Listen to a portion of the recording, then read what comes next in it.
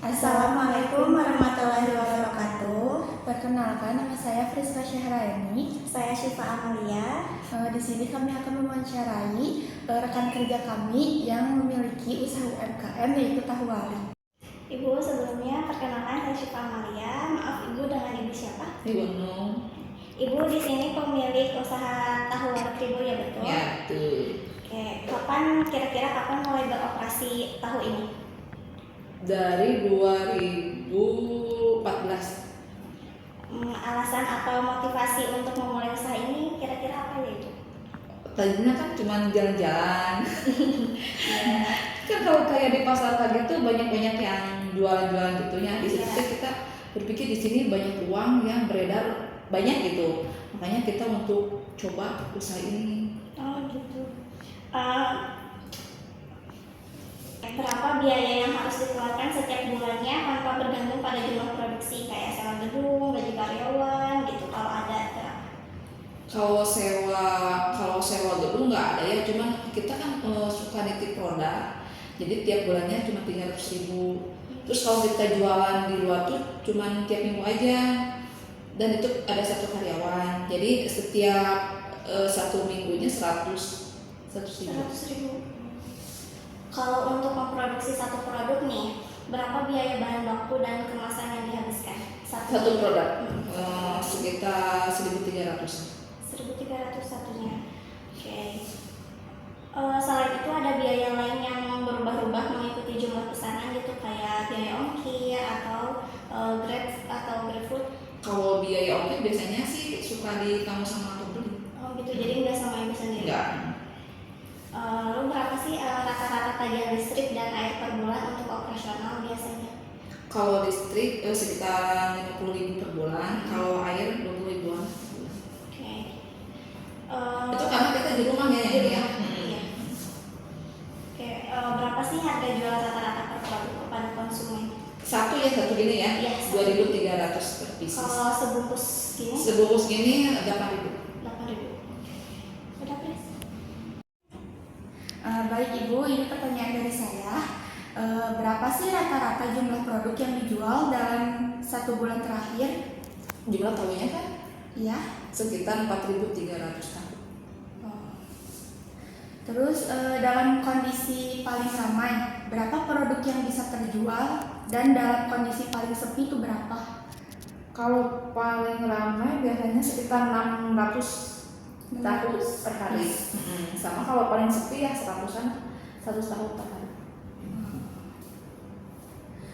Berapa perkiraan target laba bersih yang ingin dicapai oleh Ibu setiap bulannya? Laba bersih kan bukan omset kan, Ya. laba bersih. Kalau laba bersih tingginya sih 6 juta. Kalau omset sekarang ya sekitar 12 lah per bulan. Apakah ada rencana pengembangan usaha atau ekspektasi Ibu dalam waktu dekat yang akan mempengaruhi biaya tetap Anda? Kayaknya belum, karena kita sama-sama masih bekerja. Terus ini merupakan hanya sampingan aja lah untuk sementara gitu. Jadi belum ada rencana untuk mengembangkan usaha. Bagaimana strategi jika penjualan turun di bawah target agar tidak mengalami kerugian? Paling kita ngadain promosi di online biasanya, kayak di Grab, di Shopee, sama di Gojek. Lalu respon pelanggan saat bulan pertama berjalan itu apa? Saat pertama kita jualan, ya belum ada respon apa-apa, soalnya kan kita juga yang masih malu-malu usahanya istilahnya kalau ada tetangga aja yang lewat kita masih sembunyi. Karena masih belum pede ya? Masih belum pede, pasti ya masih biasa aja lah, masih belum lah, awal-awal masih belum. Terus tantangan terbesar Ibu waktu pas pertama jualan tuh gimana? Tantangan punya jualan tuh tantangan terbesar setelah jualan? Waktu pertama dan pas jualan? Ya paling kalau pertama jualan ya karena produk kita kan belum dikenal kan, terus orang lain kan belum tahu rasanya produk kita gimana. Nah kalau misalnya tantangan setelah jalan ya itu pas COVID, itu pastilah ambruk lah semua. Ambruk semua lah. Yang biasanya kita suka jualannya misalkan omset bisa sampai setengah hari, bisa 3,5 juta setengah hari ya. Dan di situ kan nggak boleh jualan lagi karena pemerintah kan melarang. Nah dari situ udah banyak. Lalu target pasar ya pasti Kalau target pasar berarti untuk semua kalangan. rencana pengembangan usaha Belum ada. belum ada. Udah Ibu, segitu paling wawancara dari kami. Sekian wawancara yang bisa kami sampaikan dan terima kasih untuk Ibu Enung atas partisipasinya dalam memenuhi tugas kami. Sama. Semoga sukses selalu usahanya. Ya makin banyak dikenal. Amin. Oh iya, sebelumnya alamatnya di mana ya? Alamatnya Jalan Pasir Impu nomor 58 yang ngasih Sukamiskin. Oke. Dadah, terima kasih. Wassalamualaikum warahmatullahi wabarakatuh. Malam Kak, perkenalkan saya Alifa dan juga rekan saya Triana. Maksud dan tujuan kami di sini adalah ingin mewawancarai usaha Kakak terkait usaha yang sedang dijalankan. Adapun maksud dan tujuan kami di sini adalah untuk memenuhi tugas mata kuliah akuntansi manajemen. Nah, boleh diceritakan Kakak lagi buka usaha apa? Sebelumnya boleh diperkenalkan dengan Kakak siapa? Halo semuanya, perkenalkan saya Apina Aulia selaku owner Pangsit Lisius. Saya juga di sini sebagai mahasiswa Universitas Inaba semester 7. Nah, untuk usaha yang sedang saya dan teman-teman saya jalankan di sini adalah usaha Pangsit Lisius yang dimana usaha ini tuh bergerak di bidang kuliner. Nah, untuk awal mula gitu ya, latar belakang usaha ini tuh awalnya kita tuh beroperasi usaha ini tuh tanggal 9 Oktober 2023 yang dimana usaha ini tuh berawal dari tugas mata kuliah startup. Nah, di mata kuliah tersebut kita tuh disuruh gimana caranya membuka usaha. Nah, di situ saya dan teman-teman berunding gitu, kira-kira usaha apa ya yang cocok gitu buat di kantin Inaba ini. Nah, setelah kita berunding, kita melihat gitu kebutuhan mahasiswa Inaba tuh apa sih gitu.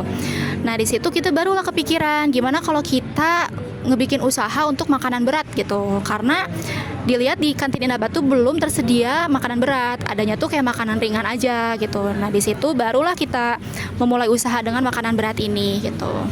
Untuk proses usaha ini sendiri tuh kita awalnya dari berunding, melihat dulu gitu ya, melihat kantin Inaba tuh kekurangan apa sih, dimulai dari situ. Nah, baru kita coba dimulai dari mempersiapkan peralatan, SDM-nya gitu, terus operasionalnya kita persiapkan juga. Untuk peralatan sendiri kita ada beberapa yang beli, ada juga beberapa yang kita ambil dari rumah gitu ya, peralatan yang gak dipakai di rumah kita bawa ke sini. Untuk operasional kita mempersiapkan gitu pembagiannya, siapa yang kasir, siapa yang waiter, siapa yang produksi, itu kita obrolin gitu dari awal kayak gitu. Oh baik, untuk selanjutnya respon pelanggan saat pertama kali berjualan pangsit ini gimana Kak? Untuk respon dari pelanggan, nah ini tuh sebenarnya respon yang membuat cukup kaget gitu. Di hari pertama kita jualan, kita tuh bawa sekitar 30 porsi gitu untuk hari pertama. Nah, di situ kita buat 30 porsi itu ternyata banyak banget yang beli dan habisnya tuh dalam waktu yang cepat gitu. Ternyata berhasil gitu ya usaha kita gitu di hari pertama, alhamdulillah cepat di waktu yang cepat gitu.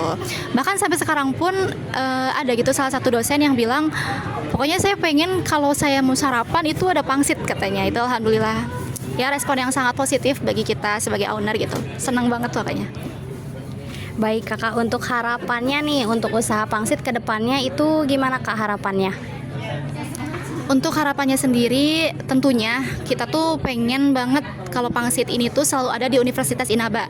Entah itu ke depannya rebranding kah atau dioperasikannya sama adik kelas kita kah atau kayak gimana, karena sangat disayangkan gitu kalau Pangsit Lisius tidak hadir lagi di Inaba. Itu sih untuk harapan kita di Inaba. Nah, untuk harapan kita ke depannya pengembangan usahanya seperti apa, kita harapannya itu bisa buka cabang di stand lain di luar gitu. Kebetulan kemarin tuh ada sempat tawaran untuk buka cabang, untuk buka stand gitu ya di Universitas Maranatha. Kita udah coba untuk memberikan profil usaha untuk diseleksi apakah kita bisa berjualan di sana atau tidak.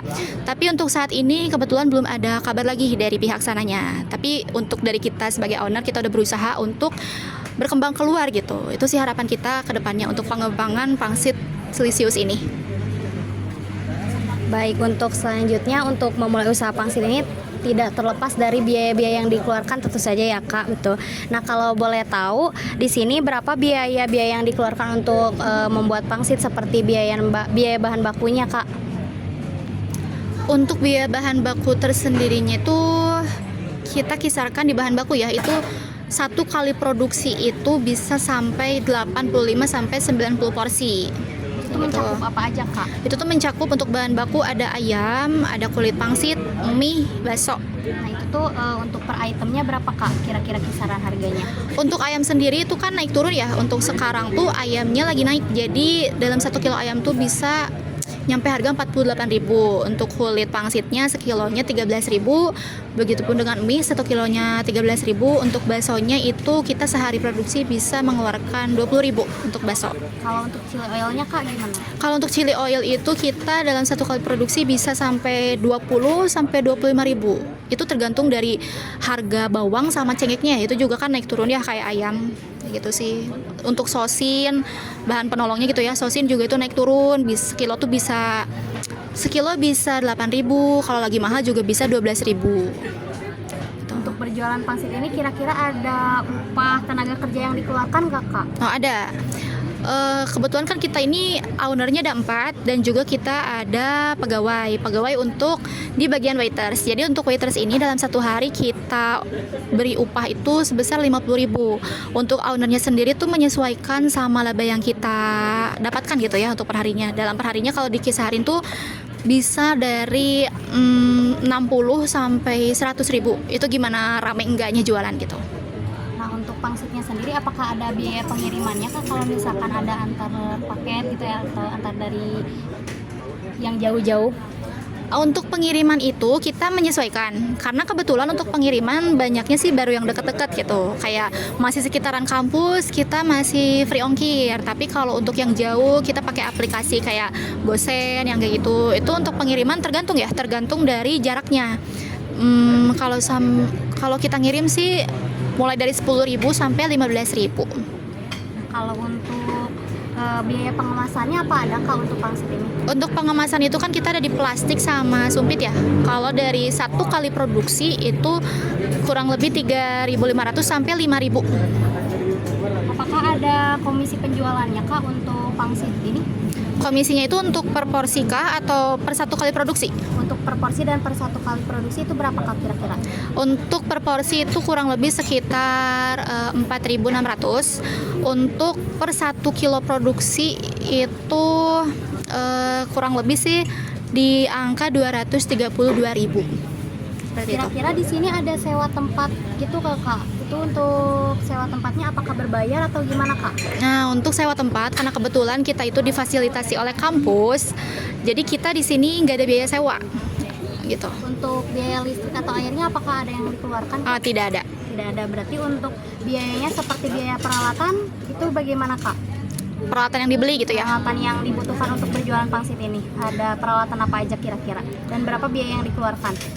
Untuk kebanyakan kalau peralatan dari kita tuh kan memanfaatkan barang yang di rumah yang nggak dipakai kita bawa ke sini kan. Tapi ada juga yang beberapa kita beli. Yang dibeli itu mulai dari mangkok, ada mangkok. Saya lupa ya kalau totalnya kalau per produknya berapa. Tapi kalau ditotalin tuh kurang lebih 500.000. Itu tuh mencakup mangkok, terus sendok, terus chopper, sama kayak nampan kayak gitu. Untuk kompor gas itu kita bawa dari rumah soalnya. Lagi itu sih sekian dari penjelasan usaha Pangsitlisius ini. Tuh. Baik, terima kasih. Assalamualaikum warahmatullahi wabarakatuh. Perkenalkan, saya Najwa, saya Nadia. Di sini kita akan mewawancarai mengenai UMKM Jojo Coffee. Oke, di sini saya bersama owner Jojo Coffee. Perkenalkan, nama aku Padiosa Reswa. Oke, di sini aku mau nanya, ini Jojo Coffee itu berdirinya kapan? Kalau awal berdiri itu di tahun 2021 pada saat lagi COVID, pada aku masih pada saat lagi Terus sejarahnya tuh dari apa gitu? Sebenarnya kalau nama Jojo Kopi itu nama motor Vespa aku.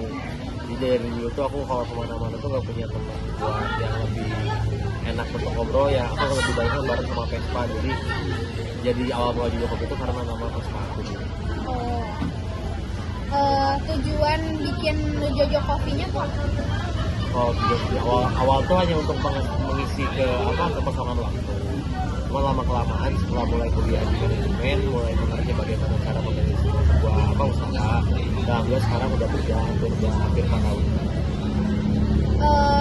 Kalau boleh tahu harga jual satuan itu berapa rata-rata?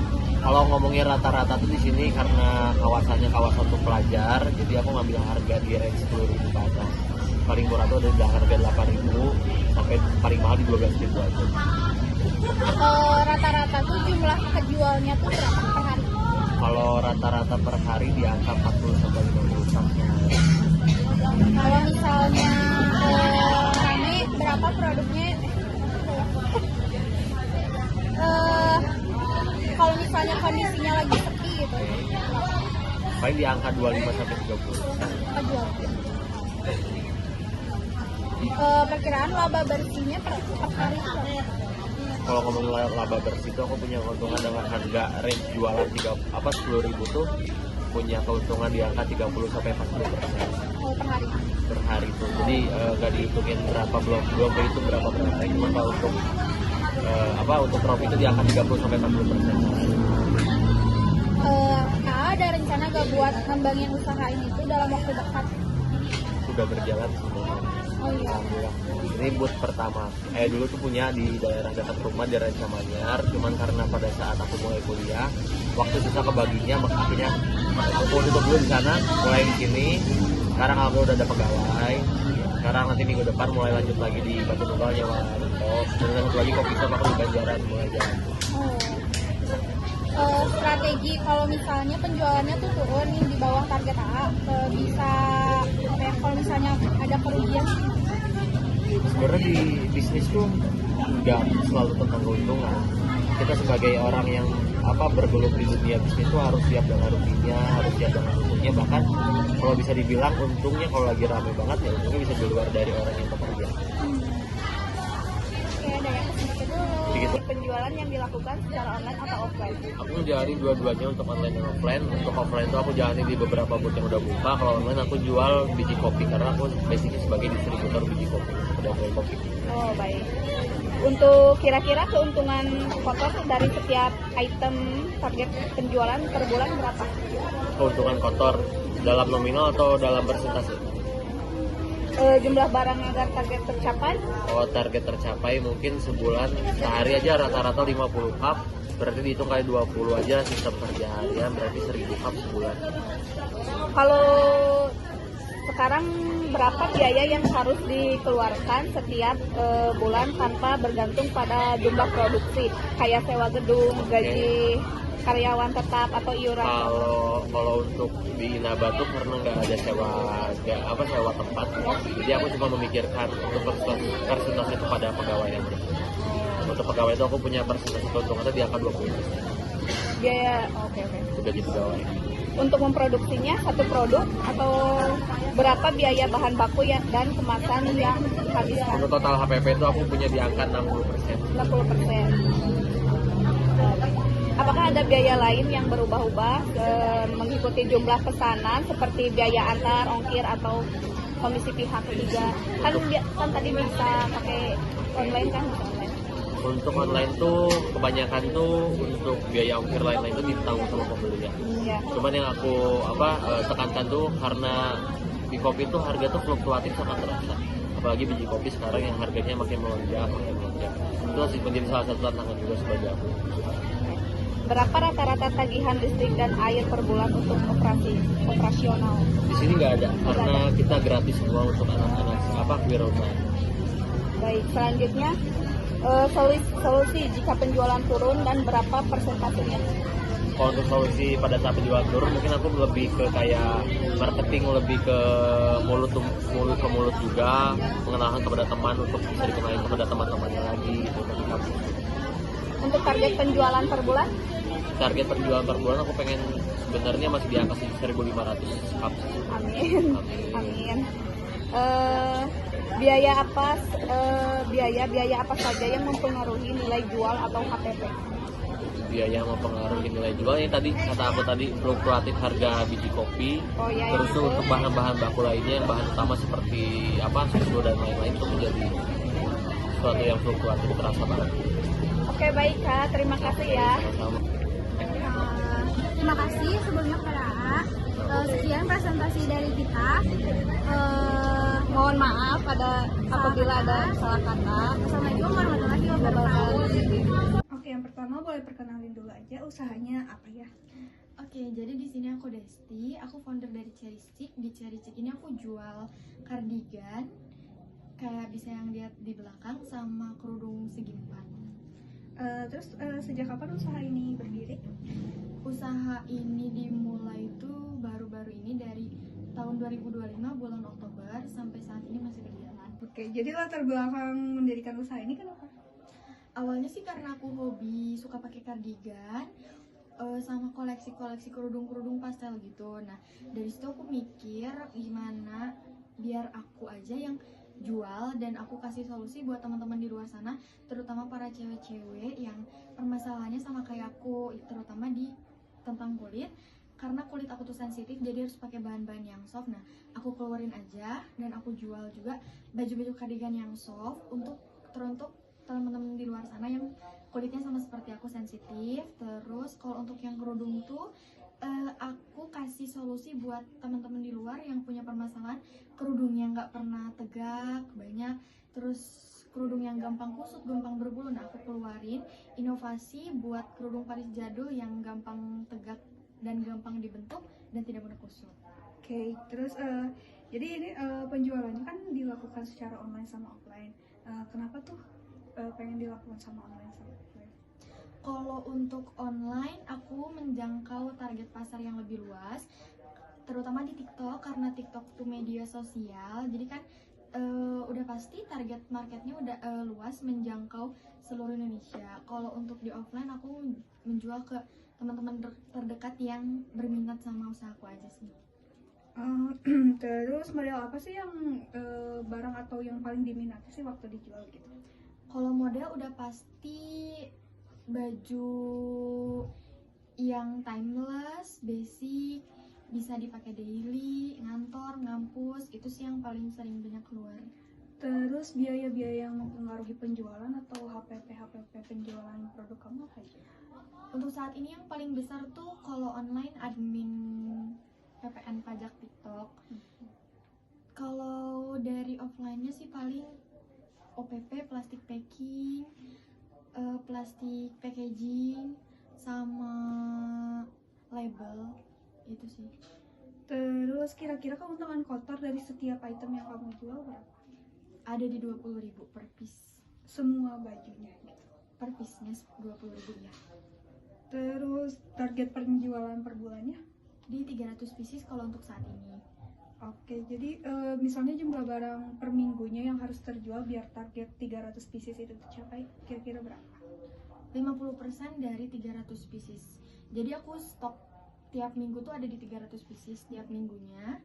Nah, dari tiap minggu itu tuh target yang harus aku penuhin buat mencapai target di 300 pieces per bulan ada di 50% dari 300 pieces per minggunya. Oke.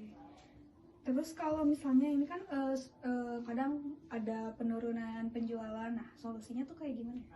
Solusi dari aku sih analisis ya. Pertama analisis dari marketnya, apakah marketnya turun atau berkurang, apa karena barangnya yang emang kurang bagus, kurang banyak diminati. Terus karena aku jualnya di TikTok juga dan TikTok tuh sangat-sangat sensitif sama pelanggaran, aku pastinya analisis akun, takutnya akun aku kena pelanggaran. Karena kalau akun kena pelanggaran tuh nggak bisa dikasih traffic atau trafficnya menurun. Terus kalau misalkan